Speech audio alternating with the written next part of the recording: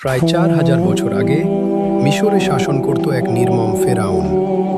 ক্ষমতা টিকিয়ে রাখতে সে ইসরায়েলীয়দের দাস বানালো আর তাদের ঘরে জন্মানো ছেলে শিশুদের হত্যা করার হুকুম দিল। এমন অন্ধকার সময়ে জন্ম নিলেন হযরত মুসা আলাইহিসসালাম। এক মা কাপা হাতে শিশুকে জড়িয়ে ধরে আল্লাহর কাছে সাহায্য চাইলেন, যে সাহায্য পাহারা ভেদ করেও পৌঁছে যায়। সন্তানের জীবন বাঁচাতে তিনি একটি ঝুড়ি বানালেন। তারপর নবজাতক মুসা আলাইহিসসালামকে সেই ঝুড়িতে রেখে নীল নদের পানিতে ভাসিয়ে দিলেন, সম্পূর্ণ ভরসা রেখে আল্লাহর হাতে। নদীর স্রোত ঝুড়িটিকে টেনে নিয়ে চলল, আর তা থামল ঠিক ফেরাউনের প্রাসাদের কাছে। যেন আল্লাহর পরিকল্পনা ফেরাউনের পাহারার চেয়েও বড়। ফেরাউনের রানীর চোখে পড়ল সেই ঝুড়ি। শিশুটিকে দেখে তার হৃদয় নরম হয়ে গেল এবং তিনি মুসা আলাইহিসসালামকে নিজের সন্তান হিসেবে গ্রহণ করলেন। মুসা আলাইহিসসালাম বড় হতে লাগলেন প্রাসাদের মধ্যেই। তিনি শক্তিশালী ছিলেন, কিন্তু তার চেয়েও বড় ছিল তার ন্যায়বোধ, অন্যায়ের বিরুদ্ধে দাঁড়ানোর সাহস। একদিন তিনি দেখলেন এক মিশরীয় লোক এক ইসরায়েলীয়কে নির্যাতন করছে। তাকে বাঁচাতে গিয়ে দুর্ঘটনাক্রমে সেই লোকের মৃত্যু হলো আর বিপদের ছায়া তার দিকে এগিয়ে এলো। মুসা আলাইহিসসালাম বুঝলেন এখন মিশরে থাকা নিরাপদ নয়। তিনি আল্লাহর সাহায্য চেয়ে মিশর ছেড়ে বেরিয়ে পড়লেন। সামনে দীর্ঘ মরুভূমি, তবু ভরসা ছিল তার সঙ্গী। বহু দূর হেঁটে তিনি পৌঁছালেন মাদিয়ানে।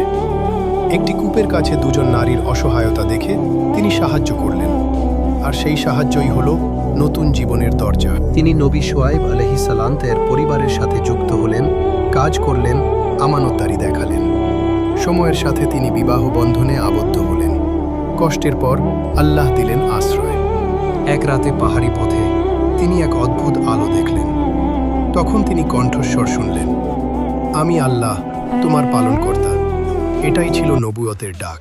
আল্লাহ তাকে নির্দেশ দিলেন, ফেরাউনের কাছে যাও, সত্যের বার্তা দাও আর ইসরায়েলীয়দের মুক্ত করতে বলো। কাজটা কঠিন ছিল, কিন্তু নবী ভয় পান না, ভরসা করেন। মুসা আলাইহিসসালাম ফেরাউনের দরবারে দাঁড়িয়ে সত্যের বার্তা দিলেন। আল্লাহ নিদর্শনে তার লাঠি সাপের মতো হয়ে গেল, কিন্তু ফেরাউনের অহংকার ভাঙল না। এরপর আল্লাহ একের পর এক সতর্কবার্তা পাঠালেন, সংকট আর ভোগান্তি। উদ্দেশ্য ছিল জুলুম থামুক, কিন্তু ফেরাউন প্রতিবার কথা দিয়ে আবার ভেঙে ফেলল। অবশেষে মুসা আলাইহিসসালাম আল্লাহর আদেশে ইসরায়েলীয়দের নিয়ে রাতের আধারে বেরিয়ে পড়লেন। কিন্তু ফেরাউনের বাহিনী ধাওয়া শুরু করল। সামনে লাল সাগর, পেছনে শত্রুর ঘোড়ার শব্দ, মানুষ আতঙ্কিত। কিন্তু মুসা আলাইহিসসালাম বললেন, আল্লাহ অবশ্যই আমাদের জন্য পথ খুলে দেবেন। আল্লাহর নির্দেশে সমুদ্রের বুকে পথ খুলে গেল।